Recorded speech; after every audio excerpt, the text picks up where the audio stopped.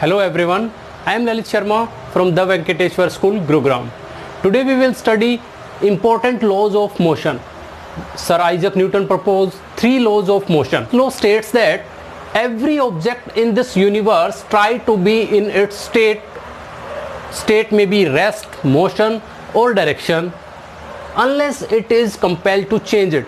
Means if a body is moving, it tries to be in its state of motion, and if an object is in rest, it tries to be in its state of rest unless some external effort is applied to change its state. So this is first rule.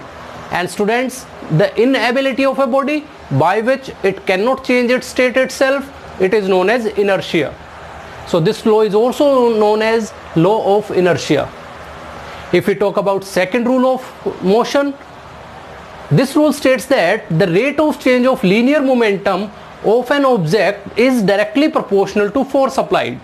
Means if a body is moving, then it is having some momentum, and momentum is a quantity of motion contained in a body.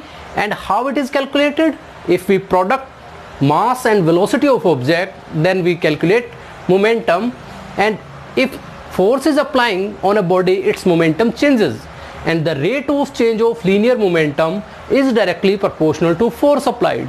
Means if we are applying more force, then momentum will be changed highly, and vice versa. And this change always takes place in the direction of force applied.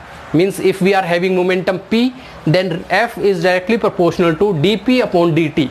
This is the rate of change of momentum. If we remove this proportionality symbol, we apply a constant K, and this becomes F is equal to K dP upon dt.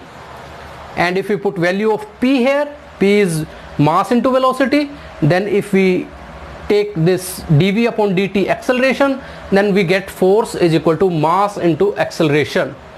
So this is the relation between mass and acceleration of an object. First law tells that how an object cannot change its state unless force is there, and second rule states that if force is applied, then how much acceleration will be produced in a body of given mass.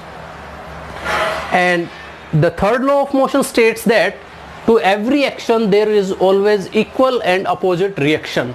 Means if two bodies are there, A and B, and they are applying force on each other, then force on A by B is equal to force on B by A, and they are always equal and opposite.